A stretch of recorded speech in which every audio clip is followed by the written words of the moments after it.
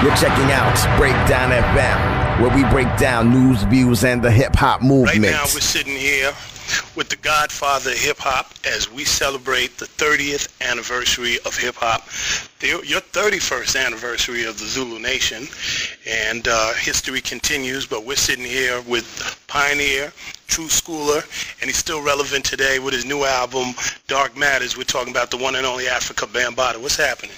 Peace and blessing to my brother, great brother, Davy D, as he always keep it real and keeping it live and keeping it true school. Well, there you go, man. You know, as we celebrate the 30-year anniversary, did you ever think it would be this far? Do you think that hip-hop would reach the heights that it has?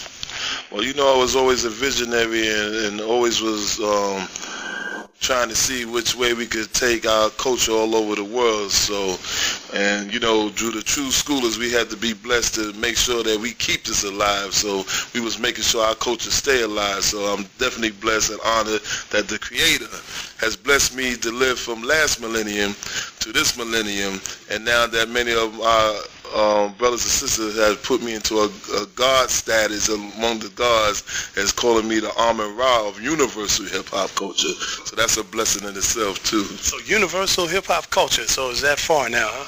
That's right, because now, you know, as we always been teaching Zulu Nation, that we're going to become galactic humans, and when everybody used to think we was crazy, you know, talking about there's more the 9 planets in our solar system, we not alone, and we're going to become galactic humans.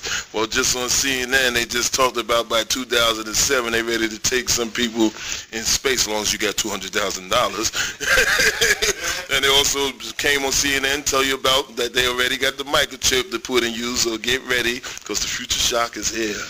You know, one thing I like about talking with you, Bam, is because for years you've always said things that people would go, I don't know about that, man. I don't know. But then we go back and we listen to some of those old things, and some of them, you know, wind up being true. I mean, the one thing that really stood out was when you did the song with Johnny Rotten. Remember that one under the group Time Zone, World Destruction? Remember some of the things that you was rapping in that song? Almost definitely. You know, a lot of stuff we talked back then is relevant today. We was talking about the CIA is looking for other tactics. The KGB is harder than you think. Brainwash mentality to control your system using TV, movies, religions, of course.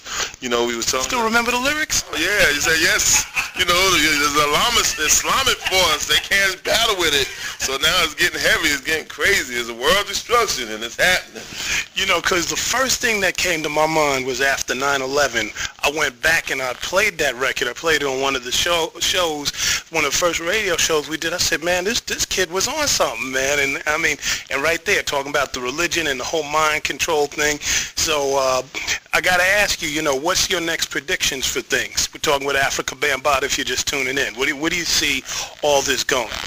Well, I see that people has disrespect Mother Earth, which is a living entity.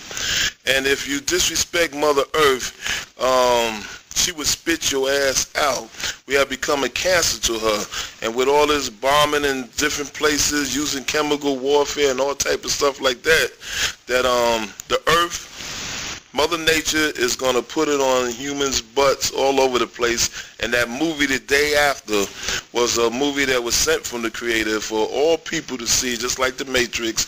And it's definitely going on, because if you notice, after The Day After, it looked like the same stuff was happening over Florida and many other places. It's going to get more serious as this millennium goes down.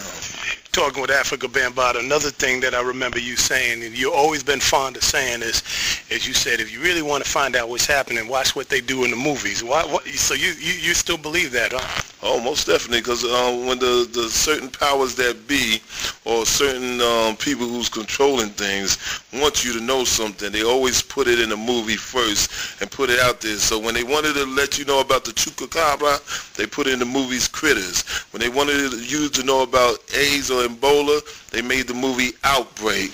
When they wanted you to know that we are not alone, they've been showing you for the past 25, 30 years extraterrestrial movies like crazy. And it's going to get more funky as we become in this millennium, because even in this millennium, they're getting ready to bring you some of the old ancient knowledge, which is starting to come about on the planet Earth.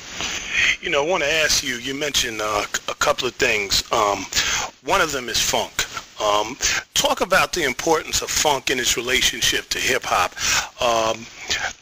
Talking with my man Ricky Vincent, and I'm pretty convinced after, dialoguing with him, that hip-hop is a funk expression. It's a continuum of funk, and I wanted to know if you saw it that way. And the reason why he said it was a continuum, and the way I see it, is because you can always add something to the ingredients and keep building it. That's why we have hip-hop all over the world, whereas other things you just can't do it.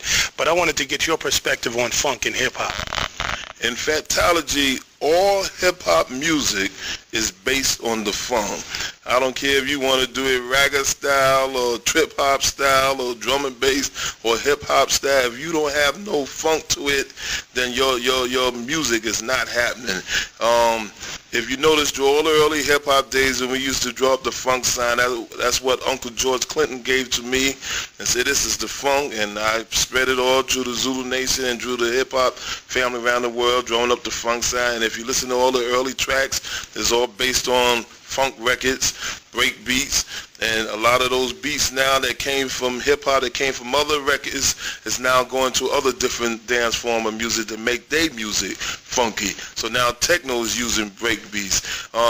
Techno pop is using break beats. House music is using break beats. And now we giving them back their funk, which we took from them. Something to think about. Talking with Afrika, Bambaata. Another thing I wanted to also maybe get some insight. A lot of people don't know that two of your nicknames. One is the Master of Records, but also a lot of people call you the Ambassador because you're one of the first to go around the world and do a lot of things in the name of hip-hop. One of the lesser-known things that people don't talk about, but maybe you can comment on, is the work that you did to raise money for the African National Congress at a time when apartheid was in full effect. And maybe you could go back and explain your role that you were playing back then and the political aspect of hip-hop, which, everybody's talking about now as if it's a new thing, but maybe you could comment on how it was always political from the early days when you started on up until now. Well, in the early days of hip-hop, we had a lot of fun, peace, unity, love, and having fun, but we also had that fifth element, knowledge, what we say in Zulu Nation, knowledge, culture, understanding, which we took from hearing the teachings of the most honorable Elijah Muhammad, Malcolm X, Minister Farrakhan, hearing the wisdom of Dr. Martin Luther King, Dr. Malachi Z. York and Ansaru Allah community, seeing the Black Panther Party, the Young Lords Party that was going on at the time, waking up with civil rights, human rights, getting into the black power and the white power that was happening at the time when both groups was really clashing with each other. So with hip-hop, we took that stand of keeping it more with revolutionary style of thinking as well as political, and getting out there doing things for the African National Congress, the Pan-African movement. We made a record called Hip Hop Artists Against Apartheid, where they always thought hip-hop people couldn't get together and do nothing. United Artists Against Apartheid. We also did things for sickle cell anemia. Hip-hop has also helped a lot of people with the homeless situation in New York. Just like what the godfather of entrepreneurship, Mr. Russell Simmons, starting to try to use hip-hop to get political. We was always political with the Universal Zulu Nation. We didn't go for that crap when you was talking about West Side and East Side and stuff. We was everywhere. We didn't have no problem coming to the West, North, South, wherever our people was at, we was at. So we got to get away from that thinking of the I syndrome and come on with the us syndrome and get back to nation building. If we say we are hip-hop nation, then let's act like a nation and get our hip-hop doctors, lawyers, agriculturists, herbalists, judges, hip-hop police of our own self, because if you're going to be a gangster rapper, you better have all that in check. Something to think about. You mentioned nation building. What do you think has happened that there's so many people that don't really grasp that concept? I mean, you got two sides to hip-hop. I mean, you got a lot of folks that are definitely trying to do a good thing, use it as a tool for social change. But then you got a lot of people that's going, man, it's just about getting my hustle on. I don't care, yada, yada, yada. So what do you think has happened? Well, that's because people who are following the Luciferian conspiracy of the mind control, and you are under that corporate side of mentality of corporate hip-hop, that you are now becoming like a cancer to our community, where you don't even know that you're being used and being part of the Luciferian conspiracy. So they have many rappers that is out there is all about the Benjamins, and I don't care about no culture or no pioneer, no true school, don't care about no history.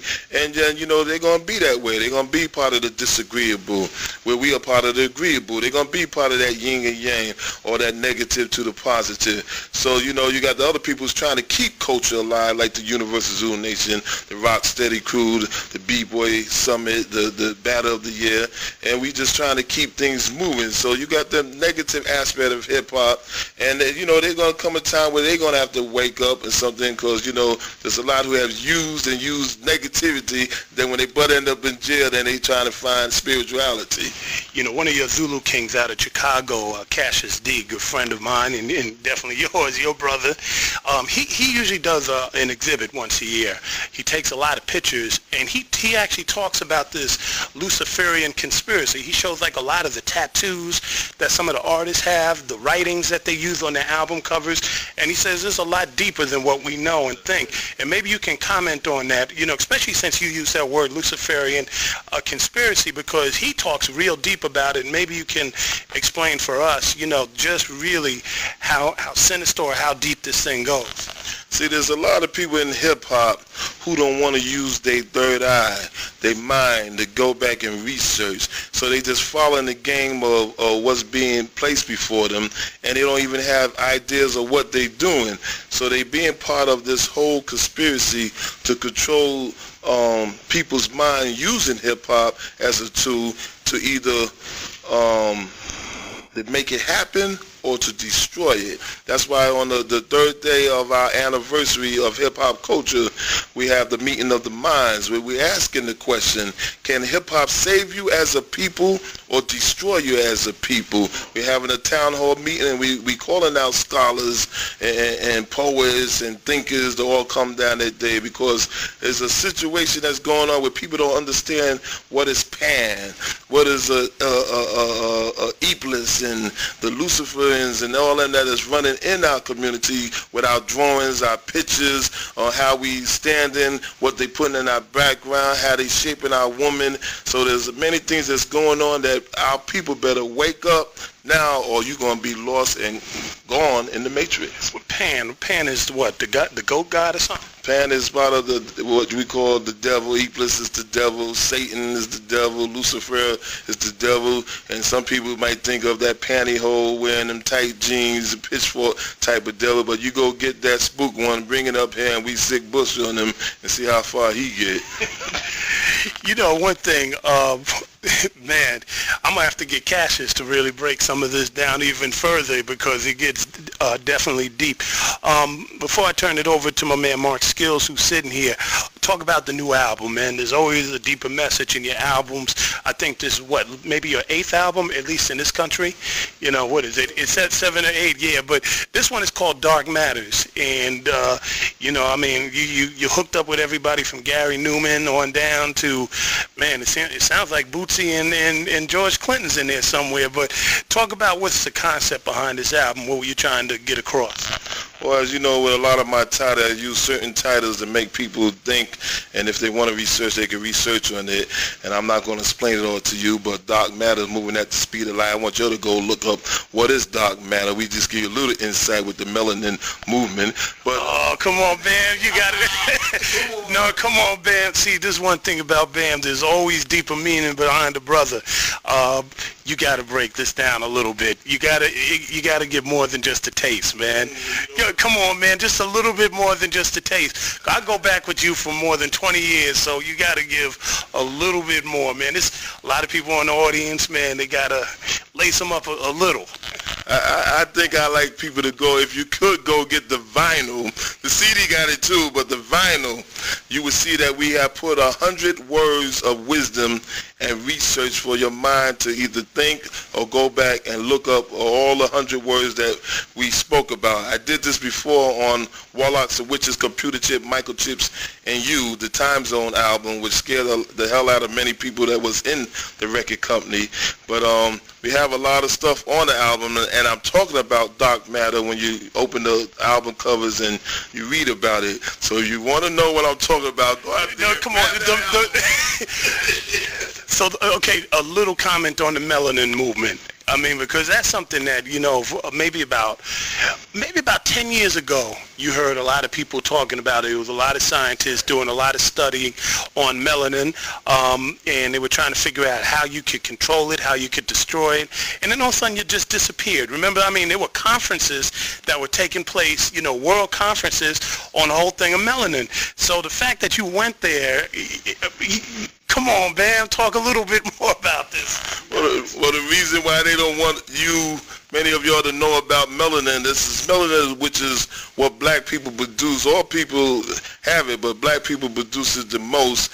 And there are many who in secrecy try to get melanin. We hear all the different stories that they might have been killing certain black babies or things happening to get certain melanins, and many people who are outside of the white, the black family who are white, who tries to get they tannish, be taking melatonin pills and stuff like that before they become black again, to come back to their black self. So when you start getting into melanin or melanite people is black people, and we say when we come from ancient Kemet, which is what the ancient Comedians call Egypt, not the Greek word that is used today for the continent, but and for this country of Egypt.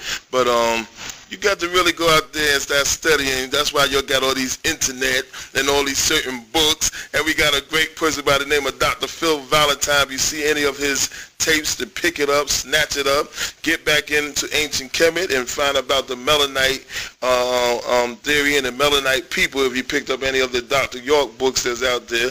And there's a lot of deep subjects. See, I don't want to give you all of it because I want a lot of our brothers and sisters to get out and start reading again, because that's our problem. We don't read no more. We so caught up with television, telling lies and vision, that is now we are becoming a zombie of the television under mind control. Something to think about. You know, one of the other things people talk about, you know, in particular, folks like KRS talk about that they are hip-hop. You know, are we hip-hop? Are we black? How do we look at that? I mean, especially as we go into, you know, continue on into the 21st century, and you talk about us elevating ourselves to higher knowledge. Well, when we say we are hip-hop, when you say you are hip-hop, you're talking about you are part of all the 5 elements and then some, meaning that you're part of the international hip-hop movement, that you're part of this culture. So you can't just say I'm hip-hop and then all you're talking about is just rap records or worrying about whether somebody ate or where they went and how they act. If you talk hip-hop, you got to talk about all the elements, the DJs, the MCs, the aerosol graffiti writers, and using that 5th element, the knowledge that keeps it all together, because without knowledge, you would not be able to B-boy or B-girl, meaning break, or you break your damn neck. Without knowledge, you would not be able to do your aerosol writing and have the paint flying all over the place, or know how to breathe when you MC spitting, or otherwise you get, you know, type of heart attack. So the 5th element is the most important element that holds it all together. And so that's why when we say hip-hop, we represent the whole cultural aspect of the movement. Yo, so you mentioned Zulu Nation a few times, the organization that you started. And, you know, one thing I always say to you that, you know, when talking about Zulu, it's important to let folks know the humble roots of Zulu, because it just didn't show up one day out of nowhere. And that, you know, that originally a lot of the original people came from the gang lifestyle. And to me, maybe talk a little bit about that, you know, how it transferred from being a gang, one of the most feared gangs in New York, to being a international organization that, you know, that's doing a lot of good things all over the world. So talk about the process or some of the challenges that you had and the organization had in making that transition. Well, back in the late 60s, early 70s, New York was plagued by hundreds of street gangs that was going on at the time. And yes, we did a lot of negative and disrespecting to each other and a lot of crime and stuff like that. But we had great people who had concern about what us as young adults or youth was doing at the time. We had great people who came from the Black Panther Party, the Ansarul Allah community, the Nation of Islam, who came and tried to speak to us. And yeah, we was ignorant at the time and said, oh, we don't want to be with them bald heads selling no bean pie and stuff like that. But you know, it was a few that touched, and somebody that's touched me, and I got out there and started organizing a lot of the street groups and speaking to them to stop killing each other and doing harm in their community, to be warriors and to be warriors against police brutality and stuff that was going on in our community, as well as trying to wipe the drug scene out of our community. And yes, it wasn't none of that mess where you see in these hip-hoppers talking about your Afrika, Bambaaataa, Zulu Nation. When instead of fighting, they say, oh, don't fight, let's break. That's fantasy. Don't believe that crap and stuff. You know, you still had some violence here and there, but it took time and effort and showing devotion and the respect, and then suddenly getting some love in there to get a lot of our brothers and sisters to put down their arms against each other and to organize and become an organization to fight for our community. You mentioned something real significant, the influence of the Panthers. You know, and maybe you could talk a little bit about that, the Nation of Islam and the Panthers, because you often heard that people said, you know, when I talk to people, they say, man, you know, we admired the Panthers. We tried to mimic the Panthers. So they really did come and try to holler at y'all. So what was that direct influence? Well, the direct influence, plus, you know, a lot of my family and other people was dealing with the Nation of Islam as well as the Panther Party. Even my whole name came from my godfather, Bambaaataa Puchinji, who's a very high official up in the Panthers back in the day. And they came and, you know, tried to speak to a lot of brothers and sisters when we was doing a lot of foolishness out in the street or doing a lot of harm to our community or to our elders. And back then, we had one thing in our community: we always had respect for our elders. Your mama was my mama. Your papa was my papa.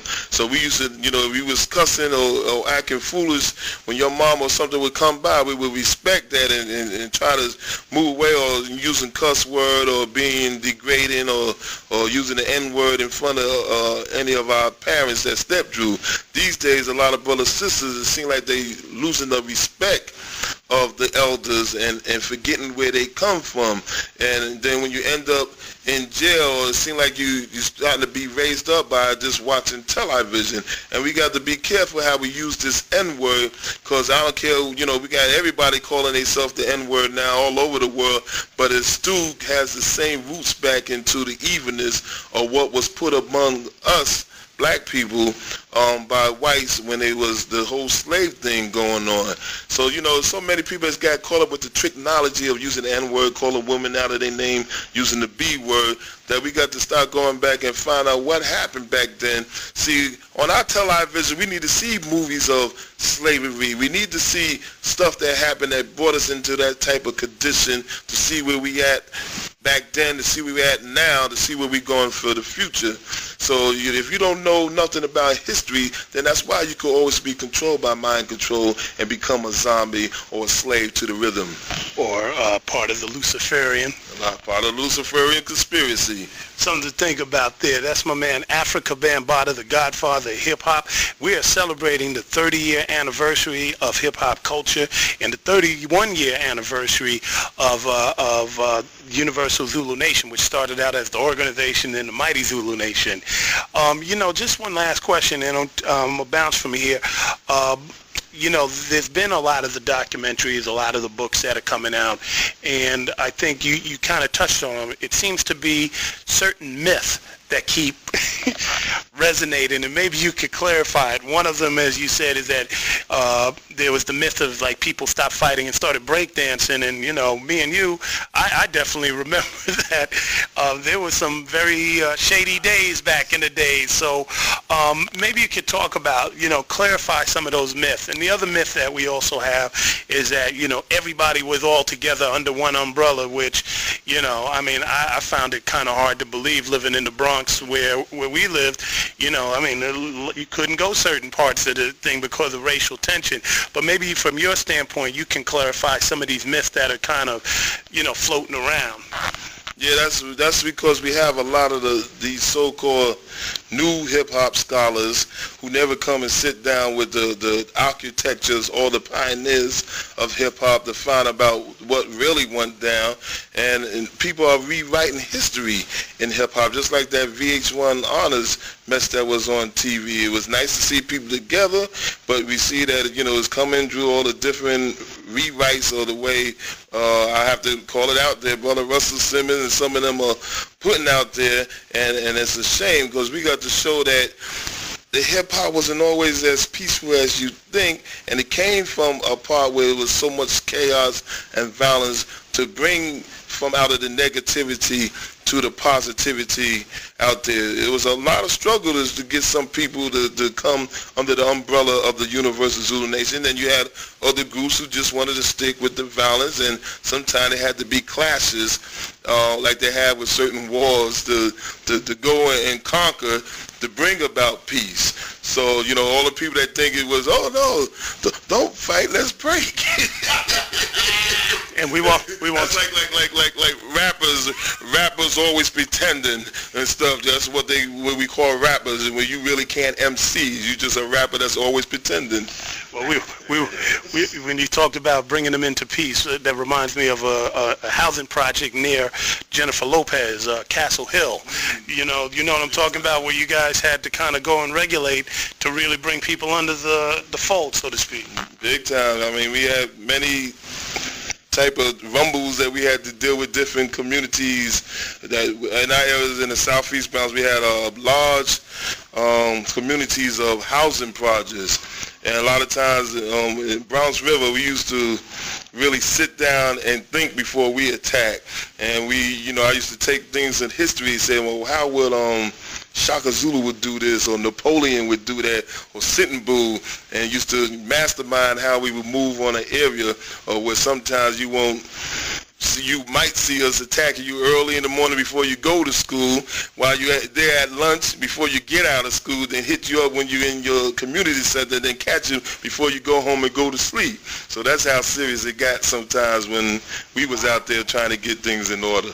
How deep was the racial tension back in and we're talking about the 70s, because that was the other myth. I mean, at least they didn't really dig into that myth as much. I mean, I think more accurately talked about the involvement of white people coming in the 80s during the New Wave Punk movement, which maybe you can comment about. But for a very long time, you would have a lot of white kids say that they were right there in Bronx River hanging out, and to this day, they get very offended when you say no, and it's like, well, talk to some of the architects. They'll tell you what the deal was. So you're one of the architects. I'll talk about that. If any white kids was down with us back then, is the few that stayed in the neighborhood and what many considered white trash, couldn't go nowhere, and knew they was just acting black or Latino right along with what was going on at the scene. But most times you had separate type of neighborhoods. You might have a north side would be more Italian and Irish, and believe me, they had their fights with each other too.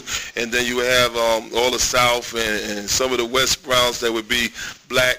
And when I say black, I'm talking about Latinos, because that's another situation that I'm getting ready to go around to get into everybody's asses with this black Latino mess, and you Moreno, and they acting like they're not Moreno and don't even know where the word comes from. So we got to clear up all that. What does that mean? Well, Moreno, when you hear Latinos call Boricua, Moreno, they saying like Puerto Rican and black people. But when you saying Boricua, you still talking about black people too. When you say Moreno, you still talking about black people too. And Moreno, which means black, is really you talking about a Moor.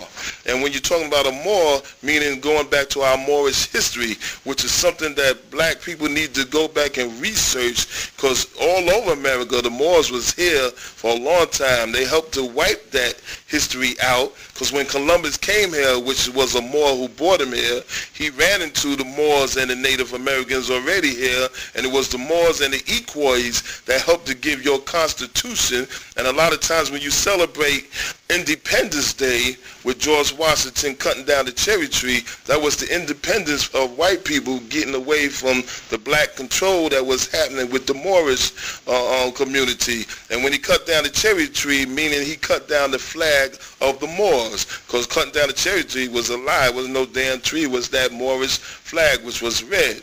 So we must start knowing our history in Americas, because the Native Americans, black people are also Native America of the country, which was called a Mexican at the time. And it was many of our people who was already over here, and even back to King Juba. If you go check the burrows, caves of Illinois, you will find that the Egyptians been here, the Vikings, and the Chinese, way before Columbus was even a sperm. Something to think about. That's Afrika Bambaaataa giving us a whole lot of wisdom. I got my man Mark Skills here, and I know he had a few things he wanted to holler at you at as we continue celebrating the 30th anniversary of hip-hop with one of the godfathers. Well, the godfather, because there's a whole bunch of godfathers, but you're the most... I'm around universal hip-hop culture. And people, you know, you got to understand when we say Godfather, half of them don't even know where they get the word Godfather, because it's not the same Godfather as if you taking care of your brother's children or something after they passed away or something. Oh, that's my Godfather, Godmother. Godfather, in the true sense and factology of the word, is really using it on a negative scene, because it's coming from the mafia. And you got to understand, when James Brown said that he was the godfather of soul, because before James Brown was a godfather, he was more higher up than using that word, because he was the king of soul. Soul brother number one. He decided to use the name the Godfather when he did a soundtrack for Black Caesar and Hell Up in Harlem on a negative tip of the black mafia. And that's when he said, I'm the godfather of soul. And you know, at that time, whatever James Brown said, black people listen and black people follow. So that's when we had Godfather hip-hop, Godfather funk, Godfather of this, Godfather of that, because Brother James Brown said he was the godfather of soul. But not on just saying a positive, because he was Black Caesar, black mafia, and he decided to use the word the godfather like the godfather of the mafia. Okay. Mark Skills. Yo, one time, Ben, how you been? Everything good, brother. Okay, check this out. A minute ago, you were talking about building the Zulu nation. Can you acknowledge some of the leaders, other division leaders that helped you to build the Zulu nation? So many people that's been in the Zulu nation throughout our time in history. You had from way back in the day, B.O., you had Ahmed Henderson, Aziz Jackson, Sambula Nia, Queen Kenya, Queen Makiba, Queen Tamisha. We can't go nowhere without all them sisters now. Them sisters backing up. Sisters had a lot to do. A lot of power, put us in check when we got too much out of hand. And you had brothers like from Cassius, because a lot of people got to understand, when we were starting the Zulus and the Browns, I also was already traveling and moving around.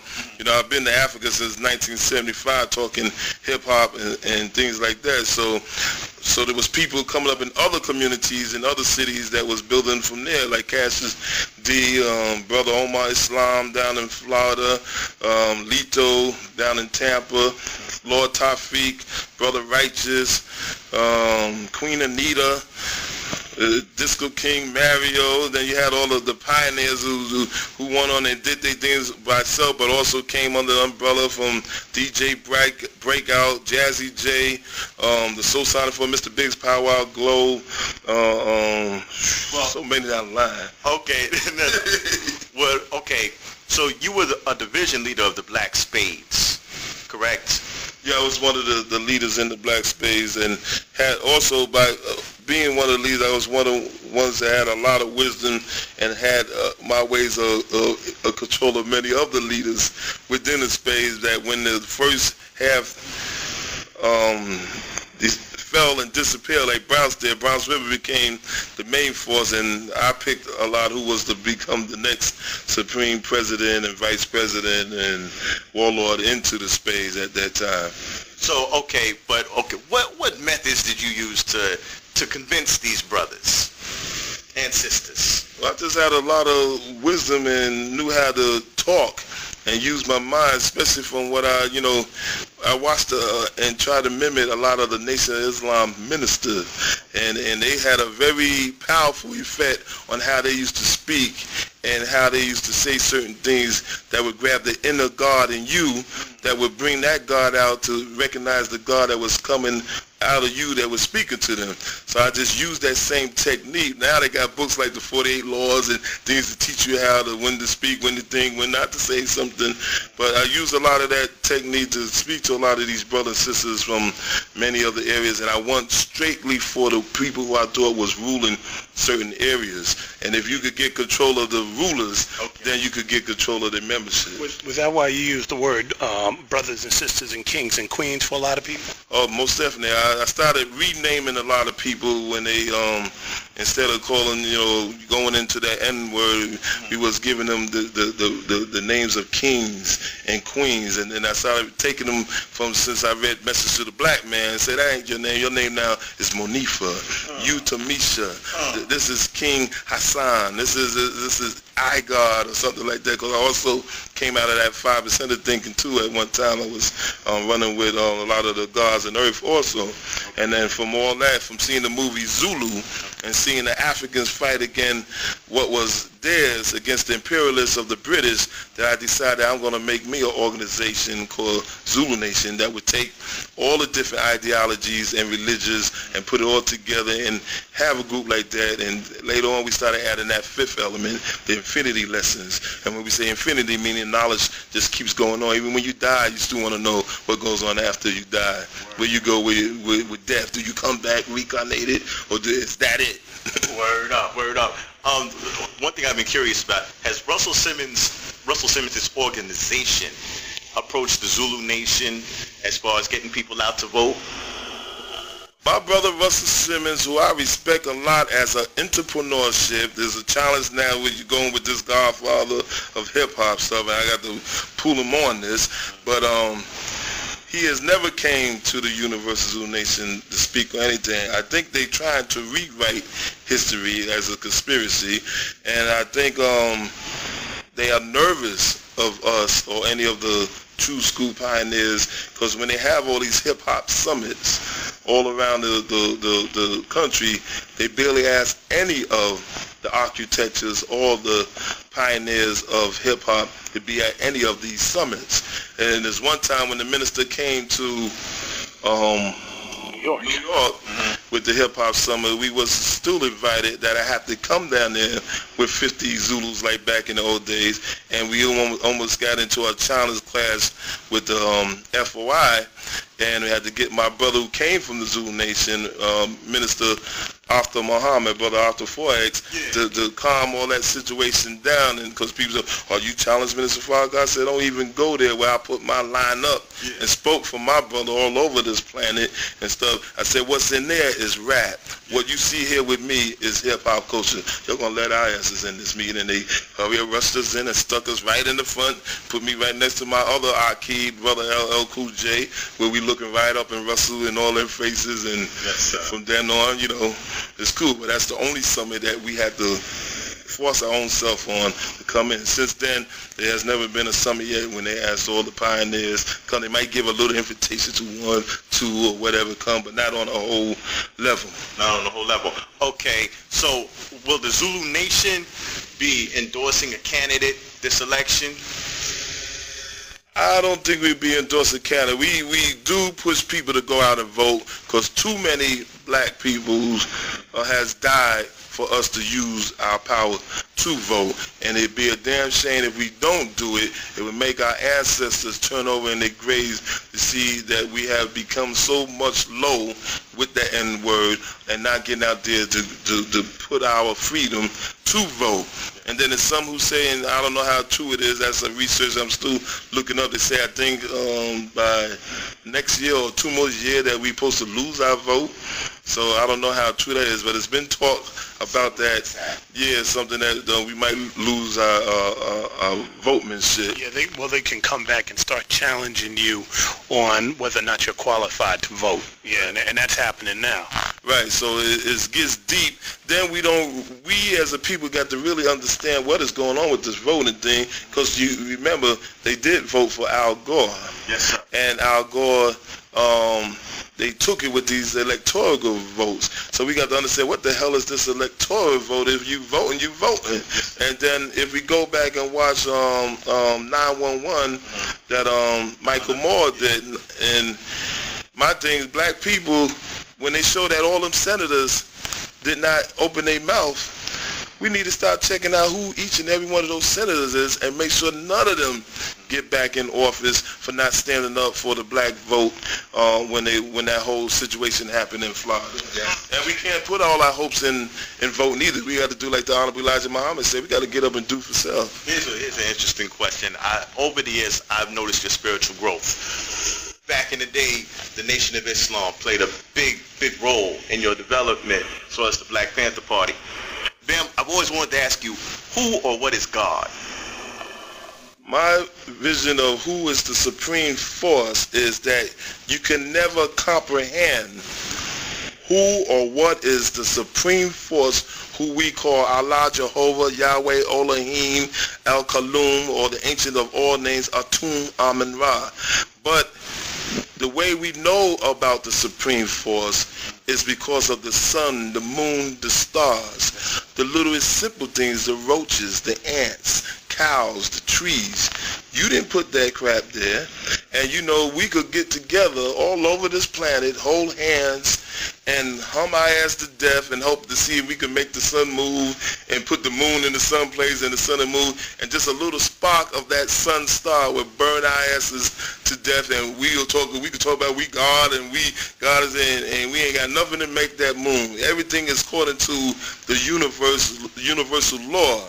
So that's how you know of a supreme force. Now trying to go and seek it in the universal Zulu nation said we would not kill because you say Allah, Jehovah, Yahweh, Elohim. We all know you two, we're talking about the same one God, but we recognize that where the same one God concept came from is going back to ancient Egypt and Akhenaten, and a lot of people think they was worshiping all the animals and all this crap. They were worshiping that one divinity, but under that one divinity you had other gods and goddesses. And before I used to think of just the whole one God concept, but as my research and keep studying, I know that there's a supreme force that we could never find out what it is. It could be a he or a she or an it. Most people like to use it in a he and she because of that Bible stuff, but they don't know the Bible got 100,000 contradictions, and there was many books even before the Bible, or the Bible, or the Babel in your mouth sometimes. But, you know, there's many gods and goddesses that also help to do certain things, because when you start getting into the whole metaphysical thing and to this whole reptilian and other stuff that was before us, and then you start getting into dimensional and subterranean worlds, you would see deeper stuff that would even mind blow your mind. Wow. Okay. I know you've traveled the globe. What are your favorite countries? That's even hard to say, because other times I could be in love in certain parts of Africa I could be in. My second home now is Brazil, and but there's many places I go that has witnessed so much, even from going into temple, mosques, churches, and even secret whole Santeria places, being among so many different type of people, or even spiritual, some things that even scared the hell out of me, or going in places like the Lava Union Islands, and you walk in a forest and you see all trees and everything, and suddenly you just see a door sitting in the middle of a forest. Like, what the hell is a door sitting in the middle of the forest? Or when I went to Poland, they had a rave, and we walk into the woods to get to this rave, then you see the whole trees and everything that's get like blurry, because it felt like you're getting ready to fall out, and it looked like dimensions, shape-shifting stuff was happening there. So, you know, I visited and seen so many different things that nothing shocks me no more. It can make you nervous, but, you know, I witnessed that there's so much deep stuff going on the planet. That's why that show Strange Universe, when it was on, was powerful, and they had to get rid of it, because when you notice when they started, it had three people, a black person, a white person. They had something that we call neutral noise. You don't know what it was and stuff. Right. And then they eventually got the show off the air because it was telling so much. And I was using that show a lot when I was on Hot 97 before they got rid of me, because I was waking up too many people and changed it to True School, telling them about books for your mind, and to watch the Strange Universe Tonight because they're talking about the Urantia book or they talking about other things. Ironically, on Hot 97, one of the biggest fights you had was when you actually played a Paris record from out here. Oh, that's right. They did not want Paris records to be played on Hot 97. You know, a lot of people, they send me stuff. I say, this funky, let me throw this on, Gorilla Funk and all this stuff. And they what's that witch name up there? Tracy Clarity. Tracy, she came running in and screaming, we don't play Paris here. We don't play this. Another time I was playing YMV, I'm going down. They ran all in there. We only play the hits here. I said, how the hell can it be a hit if no DJ don't play it to make it a hit? You're already playing Mary J. Blige, I'm going down. Ralph McDonald's playing YMV and I'm playing YMV for we can help the sisters become a hit. Get out my damn room. And she ran back and screaming at everything. And when I played Paris record, I think they was mad because they didn't get their CDs. Meaning if you don't get your CDs, meaning they ask you how many CDs you want. So if you say 10 CDs, that means $10,000. And then when you come with Afrika Bambaataa, I don't care about the CD. If it's good, I'm playing it. Right. If it's funky, I'm going to put it on. So when they brought a Paris Assembly record, right on the air. You know, you mentioned in Brazil, do you hang out with MV Bill down there and the guys that control the favelas? Well, I'll be down there. I've been to many favelas and have no problems, everything, because a lot of people love me down there. When they see me, they go Zumbi, Zulu, or we go Zulu, Zumbi. Zumbi is one of the great slave people who fought against the imperialists and the people down in the Portuguese that ran in the jungles, and they had to kill them after a while. But all the people had the spirit of Zumbi to keep his stuff alive. And the second religion after Dios is Santeria and the African god Shango and stuff. So and they use hip hop to get out of their struggles and to bring the culture. In Rio, it's more like the electro funk and getting down and freaky like Luke and stuff. And Sao Paulo's more the slow pace style. But I try to show them for they don't get caught up in that division. It's all hip hop and use it to your best advantage. You can have your sexual party type hip hop, then you can have your consciousness, and it's all a balance because we got the yin and the yang. Like people think Tupac, it's all Douglas, but Tupac was gangster and Douglas. But he also told you about Annie had a baby, dear mama, and keep your head up. Some people might say that's contradiction, but it's to a balance. The yin and the yang, agreeable to disagreeable, the negative to the positive. A few years back, well, some years back, I got into Fela Kuti. And I love Afrobeat. Did you ever work with Fela? Well, I'm the first who brought Fela to the hip-hop community when I went in 1975 to Africa. Wow. And heard this music being played in a discotheque in Nigeria, in Lagos. And I've been to Lagos, Kano, a couple of other places at that time, and I was, informing them all this stuff I was doing for hip-hop. But when I heard this thing, I said, whoa! And it was something, it's the James Brown of Africa. So I took his music back. At the time, I was playing Shakara and Lady, and I brought it back to the hip-hop community and started killing Fela. And that's when the bus stop was happening, what you call electro slide today, or that cowboy dance. And we was doing the bus stop to Fela records, because his records was like 26 minutes, 15 minutes, 12 minutes, like James Brown records was.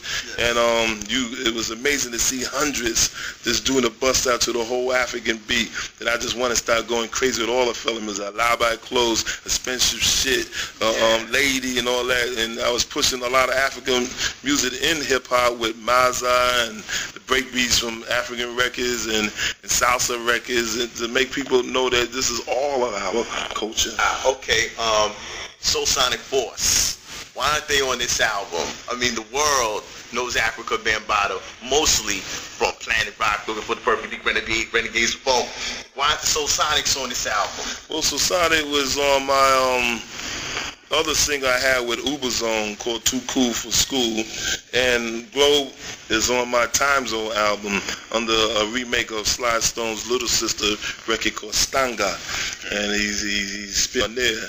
And so Sonic Force, every now and then we do certain shows when they want the costumes and all that. The last show we did was in Miami for a big super outdoor jam with us, Ludacris, was there, Snoop Dogg, a whole bunch of electro DJs and rappers. So we hopefully hope to make another album or record together again, but I go through different stages with my different people. Like I work with Hydraulic Funk, which is some of them was part of Shango, and Boogie Brown, who's also on this album, the producer, Shake Pop Monroe, who worked with me with the Nike commercial, and he was part of the Peach Boys back in the day with Bernard Fowler and all that. So he was the drummer. Oh, bear with that.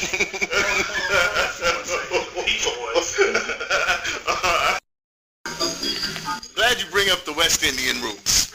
Okay, Charlie Ahern has said that some of the jams he went to, he saw the Jamaican sound system set up on the other side of the park in the Bronx.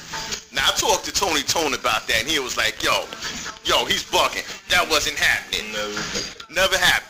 Yeah, the Jamaican sound system would come in later on once the Jamaicans started coming to a lot of the Zulu parties because they knew I was playing all this type of music too, and they knew there was a certain time of that section where I would go off and just play strictly reggae, and sometimes I might break it and start playing soca on calypso, and so a lot of that came from Iroy, Uroy, and Huroy, who was the first slackness, and then when they came to the real slackness, getting down dirty, Freaky came from General Echo and stuff. So a lot of them, I know all that, there's with my Caribbean roots, and then even with soca came from Lord Shorty. No, but we have to admit, those guys got their flavor from the black radio DJs, though. Oh, yeah, most of them. A lot of them came from there, and that's why soca means soul calypso. That's when they started making calypso soulful, and that's when they came up with soca, for it could be more funkier, and the same with raga. Now, let me ask you, with the Jamaican sound system, though, now I've run into some of the OGs from Brooklyn, right? Eastern Parkway, Tony G that was out in Marcy, and a bunch of them cats. So they now this is where we gotta. They're saying that a lot of the sound system was where you all got the sound system with them, because they were the ones that was providing sound for a lot of people, because they were actually building their own equipment for a long time.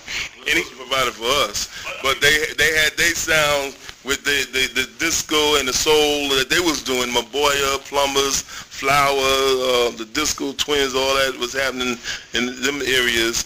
And when Cool Herc, and with my side, it came from Cool DJ D, Disco King, Mario, my stuff, Tex, because we was all the black space, so we had that whole entourage that was all DJs from out of the black space. And then when Herc came out, because a lot of people think I just came out really after Herc. I came in the form of respecting Herc as the father and coming after him as the godfather, but I was already there, out there in the 70s, before we even had any system. We used to come with the component sets that you had in your house. You stick the wire in the back, and you had to put the needle on, and the needle always go back, and the spindles with the 16s, all that, or you take it off, right, or you pull it off. So that's how we really started DJing first, before we even got into equipment. But more importantly, Herc and those guys, if they came into our section of the Bronx, had to get permission. They definitely had to get permission. Because there was one time when Herc and all them couldn't come on that side unless you talk to Bam, Mario on that side, because we had a large control in our area and stuff. Or you get beat down, or you might lose your whole system. I've always wondered, when did people start doubling their names and using I don't know, ski, and putting a D at the end of their name? When did that start? It's hard to say there. I mean, a lot of things started even from the disco era or the soul era of MCing and rapping. Because the one thing that a lot of people don't know, that rap has always been here. Even from the ancient days to all the way down to the Cab Callaways, the Ella Fitzgerald with the beatbox swing, and then when we get all the way into the 60s with Shirley Ellis, the clapping song, the name game. Because I try to show people what different records was doing rap, but might have knew it was rap.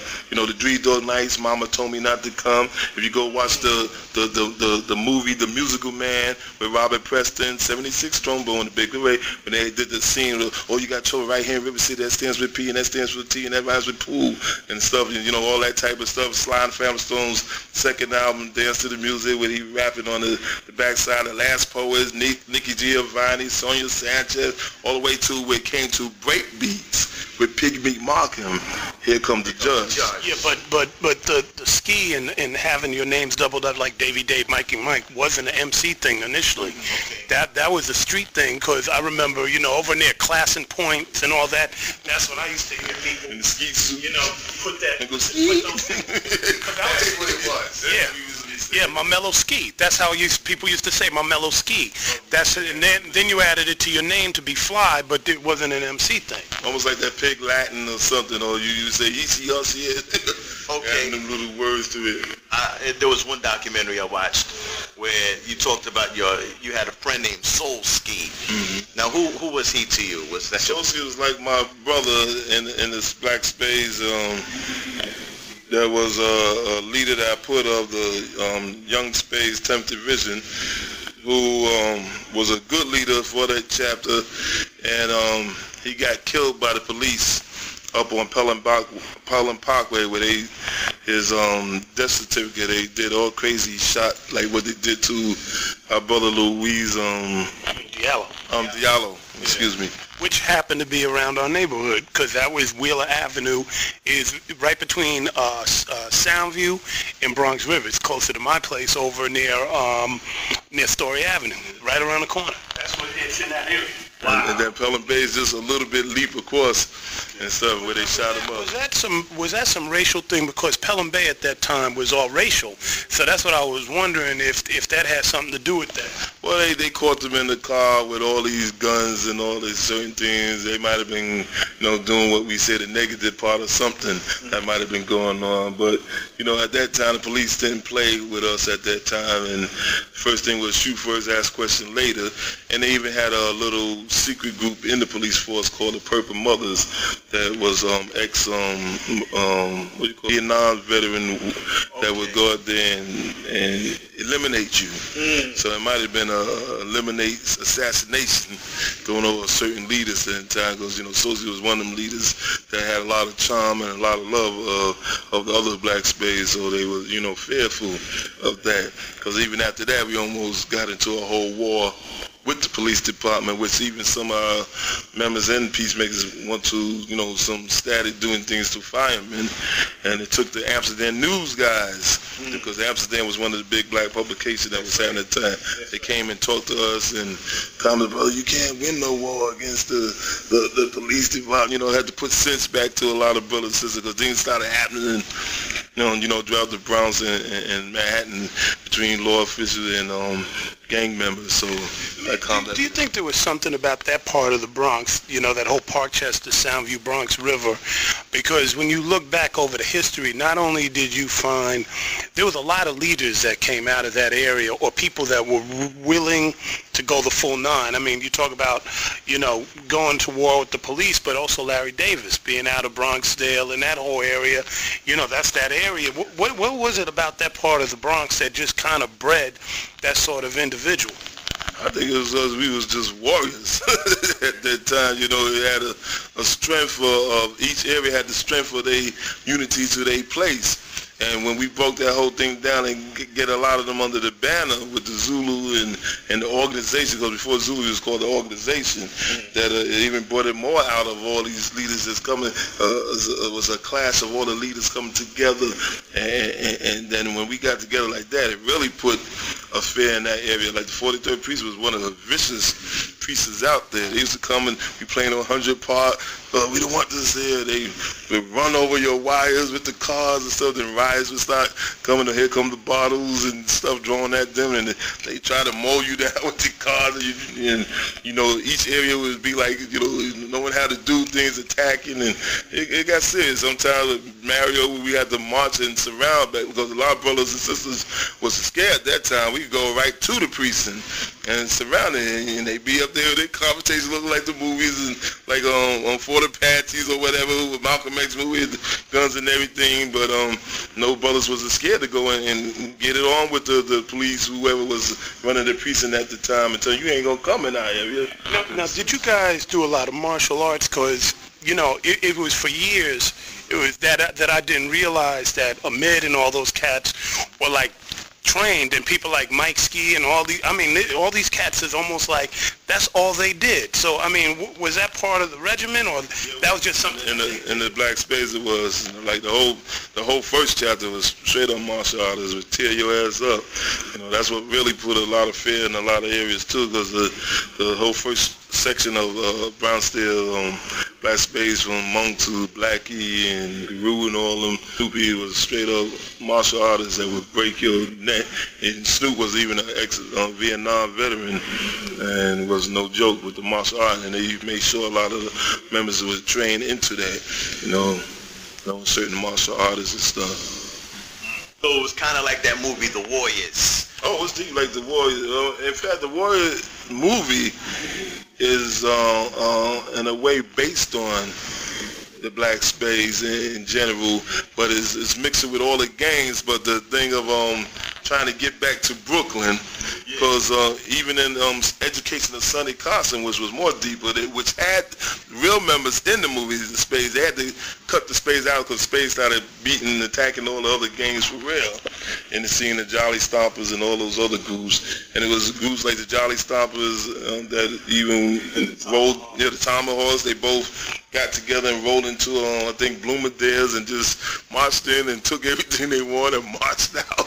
So, you know, back then it was a big, serious gang scene that was going on in New York City at that time. You even had the Chinese gangs down in Chinatown, the Ghost Shadows and Black Dragons. That it was almost like the movie The Wanderers, like don't F with the Wongs and stuff. Right. They just take this.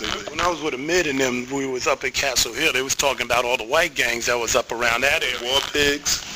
You had the War Pigs, the Bronx Aliens, all the way back to Drosneck. It's part of the North Bronx you knew not to step in. Like Drosneck was an area, the projects was a lot of blacks and poorer citizens in it, and all outside surrounded by the vanilla suburbs and stuff. And they had a lot of help trying to get out, catch the 40 bus to travel, and some certain sisters would give, the guys be trying to bother, and a lot of times you had to go up and attack these groups. And then when Lehman High School came up, all hell broke loose. When Stevenson opened up, it was already broke loose, and all the black Latino groups got the whites out of it. So when Lehman opened up, it was a lot of white groups, and they gave all the blacks a lot of trouble. And then that's when in the Bronx you start having Get Whitey Day, Get Nigga Day.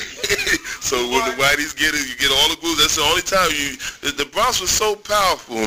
When they could fight each other, but when it came, like blacks and Puerto Ricans, Dominicans, whatever, when they had to fight the white groups, all that crap would stop with each other, and they focus on let's go get these devils, these crackers, all that stuff you were calling each other.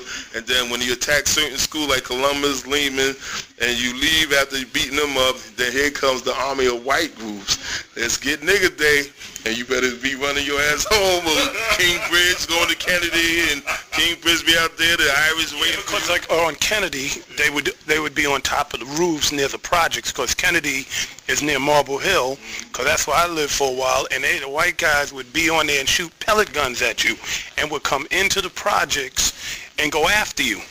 There was no fear about going into the projects at that time. You had Italians and Irish that had no problem to fight you. I'm from Queens, and we had plenty of problems with the Irish. Plenty of them, okay, in Flushing. Well, one thing that's always blown my mind, it was the height of the Black Power movement, and you guys were calling yourselves Black Spades. Did anybody ever say, hold up, freeze, man, wait a minute, we can't call ourselves Spades, man? I mean, did anybody ever stop and say, look, let's call ourselves Black Brothers, or, you know? Nobody did it. We knew it meant black. It was only well, you're crazy. You're the blacks. They were the black Spades. They would mess with us, see what happened. And at that time, nobody wanted to mess with Spades anyway, because Spades, as soon as you say something, it was already down your throat. So, so most people get feared to open mouth and say something, because once you mention the Spades coming, then you got to worry if the Savage Nomads or the Savage Skulls coming next. And these were some sick Puerto Ricans that didn't care about just going crazy on you. Then you had the Savage Spades, which meaning you had to be dirty, and a lot of was copied from the Hell Angels, wearing the cloths on the back, the symbols, the emblems like that. And the reject. Yeah, and if you end up trying to be a pretty boy or clean, then you got stopped by your own members and got put in the dirt. You funky and dirty and stink. One thing that's real significant, talking about the Savage Skulls and all those groups, the Puerto Rican part and the black part, and even you wearing the Puerto Rican flag. Maybe you talk a little bit about that unity that was with black and brown. Well, basically, in my area, Browns River, I wouldn't even go for none of that crap between blacks and Puerto Ricans causing any type of division. Wherever Puerto Ricans was at, I was at, or black people was at, and wherever we was at, black people was at, the Spanish part of the community was at. You might have some that had division and confusion and little rumbles and fight with each other, but it was just as many black people that could salsa and tear it up as many as the so-called Latino community. And then as we start getting the knowledge of the Nation of Islam and all these other groups, we start getting away from calling ourselves the Hispanics or Latino and the true roots of where that comes from and stuff. And then some of them, there was some Puerto Ricans that tell you straight out, I'm black. We wear the red, black, and green flag and the Puerto Rican flag. You have a Puerto Rican flag. I mean, nobody messed with me. I wore Spanish stuff since ancient time. I wear Mexican, all that. Go to the west side, and Mexicans come out to all my things and enjoy it. And I used to dare some of them to even come with that foolishness. I used to have to challenge sometimes, when they still have the white Jesuses and all that on the wall, religiously stuff, because, black people got rid of that stuff since the 60s, some of them. You got some that still trying to revive the Negro word and putting back up the white Jesus and all that. But that disunity, it wasn't happening in Browns River because we was real united. But even today, though, like I'm in New York and I run into some of the Latin kings, and even though they have beef with the Bloods, they don't have beef with Zulu, because I guess there's that understanding and relationship to this day, huh? Yeah, we definitely have that relationship. Plus, we used to have a lot of conferences every June. In New York, we used to work with a brother named Brother Malachi that we used to put on to bring all the groups together before the summer happened down at the Victoria Theater. It used to be on 25th Street to stop a lot of the violence that they always preceded, that they thought was going to happen in the city, to get the groups to be more mellow with each other, to speak your problems. We got a lot of document tapes with all the group leaders just to come and speak and to give their agreement that nothing would be going down on a big scale. You had little classes here and there, little membership, but not no full-fledged war where it's all out, people dying all over the city. So that helped a whole lot that us and the Nation of Islam was given these type of events to calm a lot of situations down.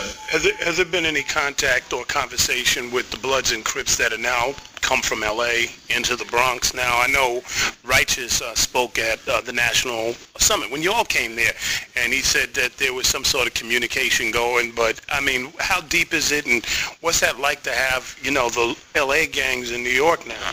Well, just 2 weeks ago, we had a little summit, private meeting with some groups from here and some of the groups from there speaking in privacy, trying to calm different situations down.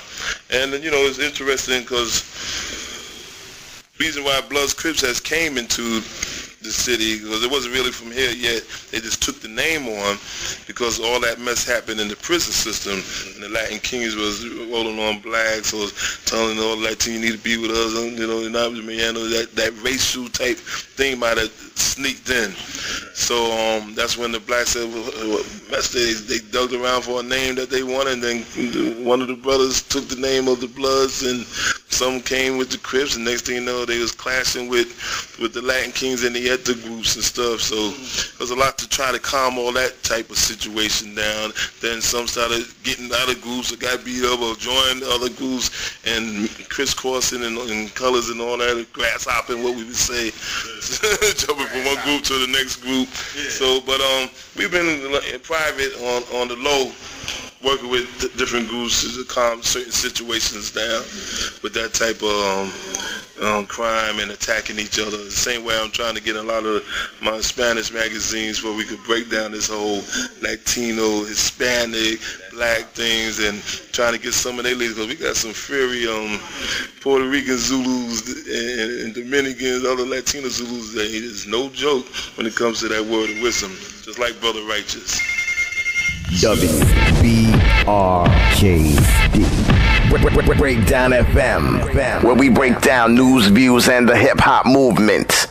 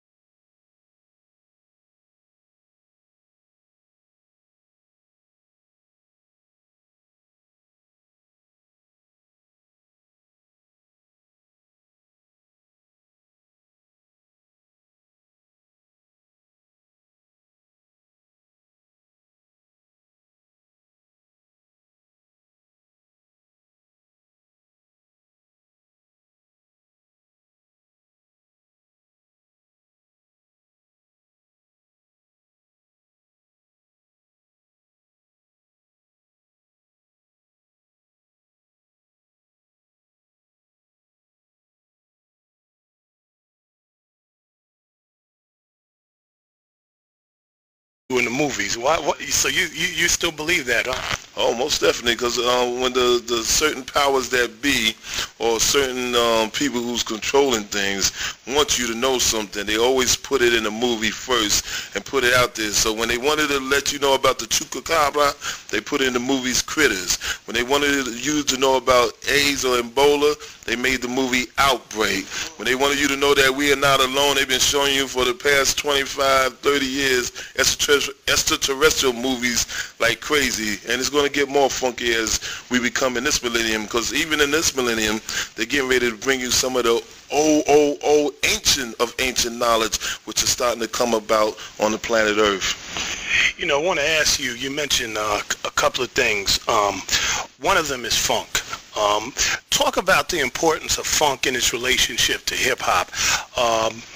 You know, talking with my man Ricky Vincent, and I'm pretty convinced after, you know, dialoguing with him, that hip-hop is a funk expression. It's a continuum of funk, and I wanted to know if you saw it that way. And the reason why he said it was a continuum, and the way I see it, is because you can always add something to the ingredients and keep building it. That's why we have hip-hop all over the world, whereas other things you just can't do it. But I wanted to get your perspective on funk and hip-hop. In fatality, so that's a blessing in itself too. So universal hip-hop culture, so is that far now, huh? That's right, because now you know, as we always been teaching Zulu Nation, that we're going to become galactic humans. And when everybody used to think we was crazy, you know, talking about there's more than 9 planets in our solar system, we not alone, and we're going to become galactic humans. Well, just on CNN, they just talked about by 2007, they ready to take some people in space, as long as you got $200,000. And they also came on CNN tell you about that they already got the microchip to put in you, so get ready, because the future shock is here. You know, one thing I like about talking with you, Bam, is because for years you've always said things that people would go, I don't know about that, man. I don't know. But then we go back and we listen to some of those old things, and some of them, wind up being true. I mean, the one thing that really stood out was when you did the song with Johnny Rotten. Remember that one under the group Time Zone, World Destruction? Remember some of the things that you was rapping in that song? Almost definitely. A lot of stuff we talked back then is relevant today. We was talking about the CIA is looking for other tactics. The KGB is harder than you think. Brainwash mentality to control your system using TV, movies, religions, of course. We was talking. Still remember the lyrics? Oh, yeah, you said yes. You're checking out Breakdown FM, where we break down news, views, and the hip-hop movement. Right now we're sitting here with the godfather of hip-hop as we celebrate the 30th anniversary of hip-hop, your 31st anniversary of the Zulu Nation, and history continues, but we're sitting here with pioneer, true schooler, and he's still relevant today with his new album, Dark Matters. We're talking about the one and only Afrika Bambaaataa. What's happening? Peace and blessing to my brother, great brother, Davey D, as he always keep it real and keeping it live and keeping it true school. Well, there you go, man. As we celebrate the 30-year anniversary, did you ever think it would be this far? Do you think that hip-hop would reach the heights that it has? Well, I was always a visionary and always was trying to see which way we could take our culture all over the world. So, and through the true schoolers, we had to be blessed to make sure that we keep this alive. So we was making sure our culture stay alive. So I'm definitely blessed and honored that the Creator has blessed me to live from last millennium to this millennium, and now that many of our brothers and sisters have put me into a God status among the gods, as calling me the Amun-Ra of universal hip-hop culture. There's Islamic force, they can't battle with it, so now it's getting heavy, it's getting crazy, it's a world destruction, and it's happening. Because the first thing that came to my mind was after 9/11, I went back and I played that record. I played it on one of the shows, one of the first radio shows we did. I said, man, this kid was on something, man, and right there, talking about the religion and the whole mind control thing. So I got to ask you, what's your next predictions for things? We're talking with Afrika Bambaaataa if you're just tuning in. Where do you see all this going? Well, I see that people has disrespect Mother Earth, which is a living entity. And if you disrespect Mother Earth, she would spit your ass out. We have become a cancer to her. And with all this bombing in different places, using chemical warfare and all type of stuff like that, the earth, Mother Nature is going to put it on humans' butts all over the place. And that movie, The Day After, was a movie that was sent from the Creator for all people to see, just like The Matrix. And it's definitely going on, because if you notice, after The Day After, it looked like the same stuff was happening over Florida and many other places. It's going to get more serious as this millennium goes down. Talking with Afrika Bambaaataa, another thing that I remember you saying, and you've always been fond of saying, is, as you said, if you really want to find out what's happening, watch what they do. See, all hip-hop music is based on the funk. I don't care if you want to do it ragga style or trip-hop style or drum and bass or hip-hop style. If you don't have no funk to it, then your music is not happening. If you notice, through all the early hip-hop days when we used to drop the funk sign, that's what Uncle George Clinton gave to me and said, this is the funk, and I spread it all through the Zulu Nation and through the hip-hop family around the world, drawing up the funk sign. And if you listen to all the early tracks, it's all based on funk records, break beats, and a lot of those beats now that came from hip-hop, that came from other records, is now going to other different dance form of music to make their music funky. So now techno is using break beats. Techno pop is using break beats. House music is using break beats. And now we giving them back their funk, which we took from them. Something to think about. Talking with Afrika Bambaaataa. Another thing I wanted to also maybe get some insight. A lot of people don't know that two of your nicknames. One is the Master of Records, but also a lot of people call you the Ambassador, because you're one of the first to go around the world and do a lot of things in the name of hip-hop. One of the lesser-known things that people don't talk about, but maybe you can comment on, is the work that you did to raise money for the African National